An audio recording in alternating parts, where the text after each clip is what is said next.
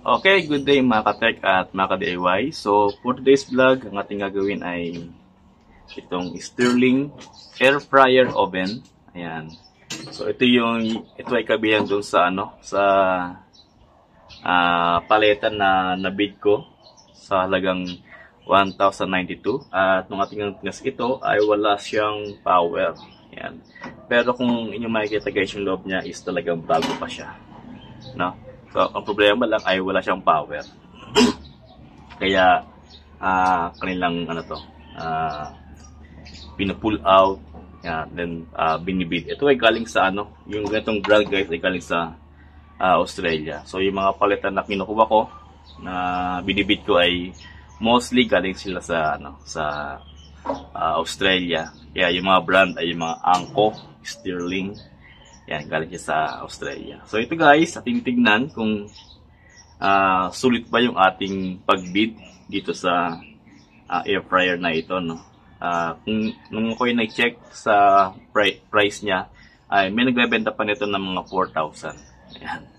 So sa 1,092 na pallet box, marami akong mga item at ito ay isa lang sa maraming item na nakita natin. So ating guys, tignan kung ano yung sila nito.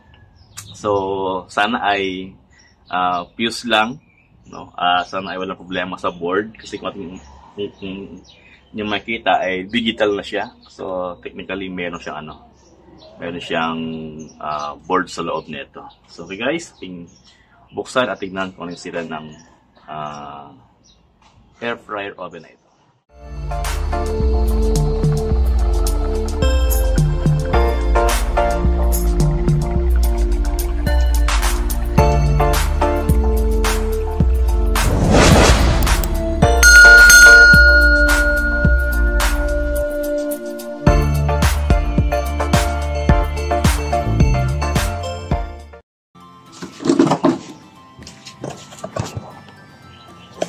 Guys, ating buksan. So, marami na siyang mga screw. Ayan, samahan tayo dito. Parang hindi siya guys talagang oven. Sa dami ng mga screw. Okay, ating buksan.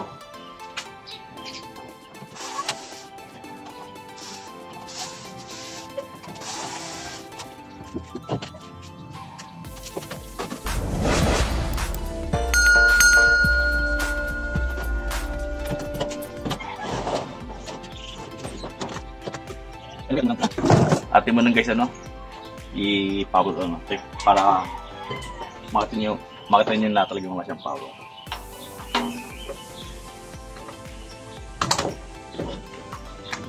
So charging yung ating guys ginagamit na pang tanggal ng tornilyo.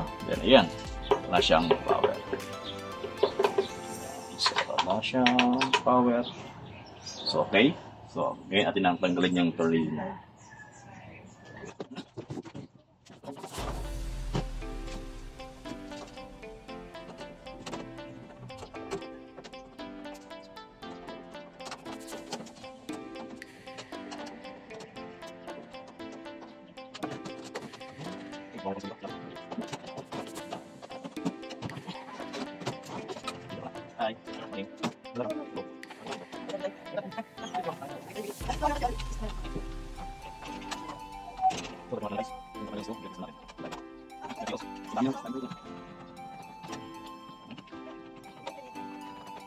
Okay.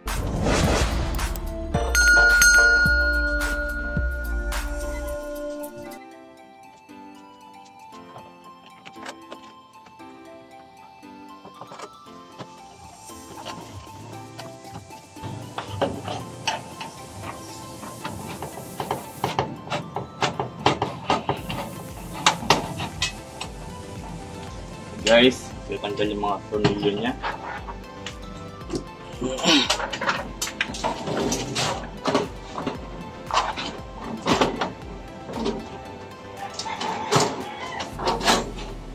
Okay. Yan. So ito guys, yung laman ng Stirling Air Fryer Oven. Ating binili na wala siyang power. So may board siya guys. And hopefully na walang problema sa kanyang board.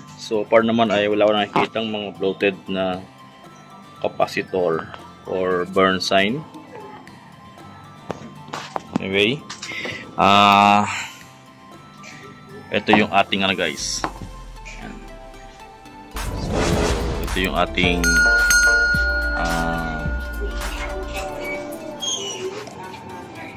power line. Yan. So ito siya.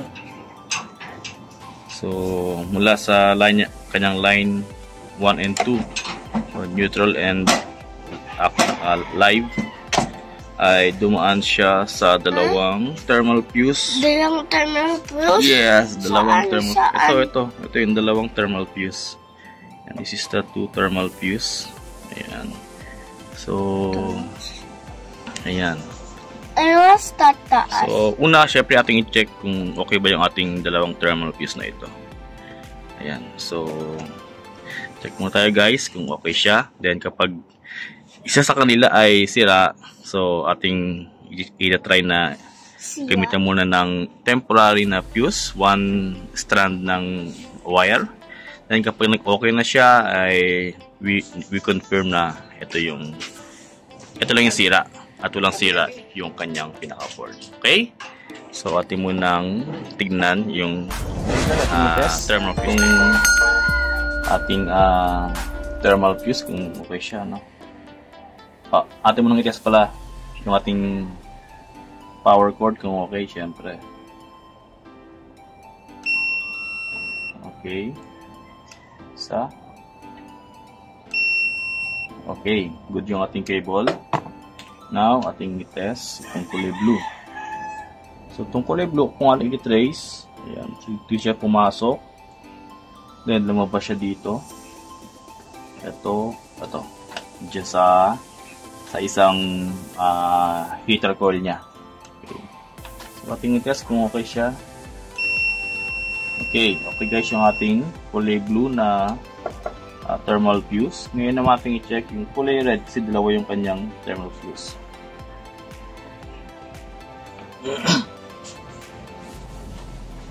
So, ito siya, lumabas siya dito. Ayan guys. So, wala tayong reading.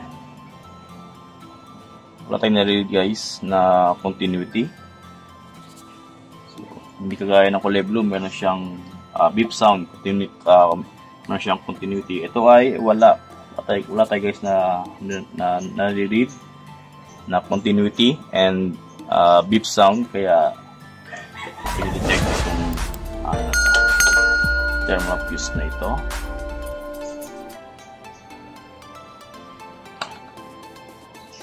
Yeah. So, ito guys.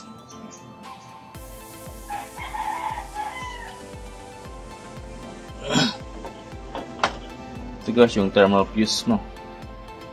So, press.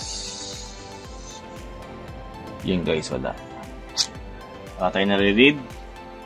At sila yung ating thermal fuse. Kaya, ang ating gagawin para ma-confirm na ito lang ang sira niya at walang problema sa board, ating lalagyan ng isang hibla ng stranded wire para ma-check natin. Para lang makita natin kung magka-power on siya at ma-confirm na ito lang yung sira niya. Okay?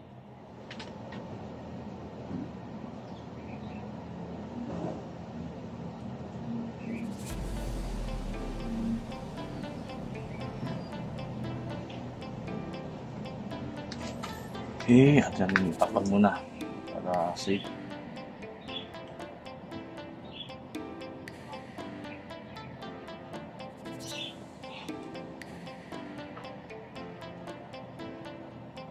Guys, check.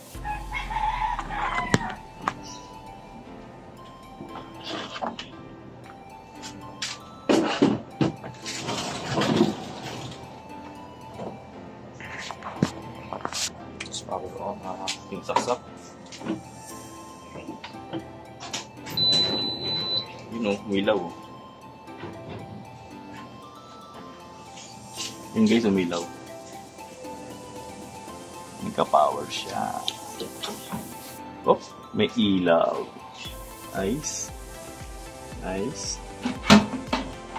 Tanggalin yung mga papel.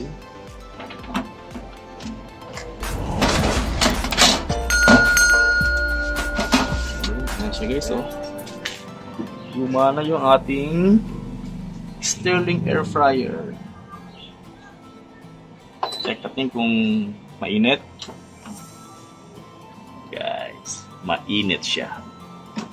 So yun lang guys ang problema ng Sterling air fryer oven na ito.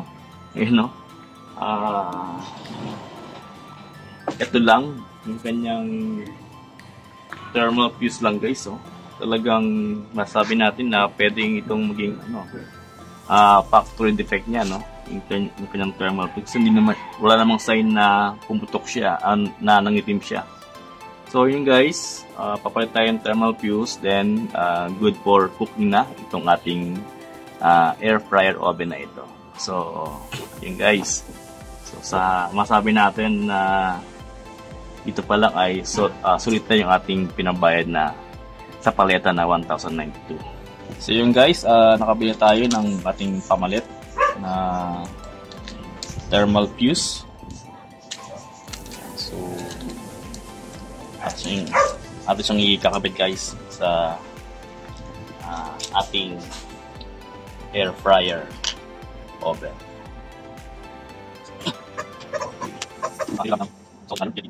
So yan siya hihinang kasi ito talaga nila siya karamihan ang aking sabi.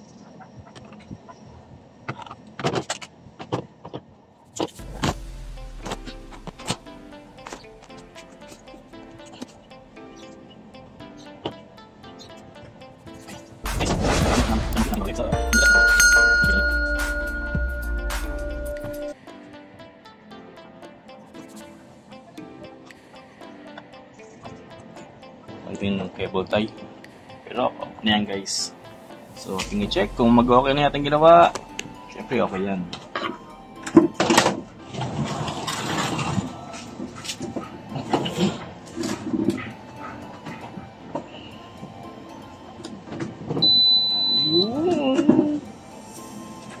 Ayun siya guys. Okay na siya. So gagamit na natin ng ating